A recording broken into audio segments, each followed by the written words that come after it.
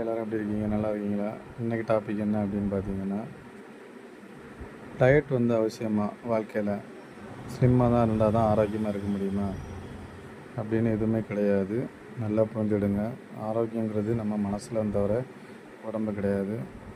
தீய பழக்கங்கள், தீய எண்ணங்கள், தீய செயல்கள் இதை செய்யாமல் இருந்தாலே நீங்கள் நல்லா தான் இருப்பீங்க.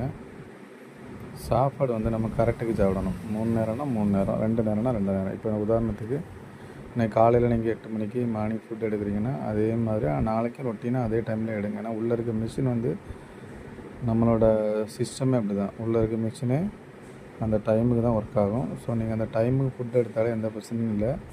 அதேமாரி ஏதாவது பிரச்சனைகள் வந்தால் அதுக்கு நம்ம ஒன்றும் செய்ய முடியாது. கடவுள் சித்தம், நமக்கு விதிக்கப்பட்ட விதின்னு சொல்லலாம், லக்குன்னு சொல்லலாம். அதில் ஒன்றுமே பண்ண முடியாது. ஸோ டைமுக்கு சாப்பிடுங்க.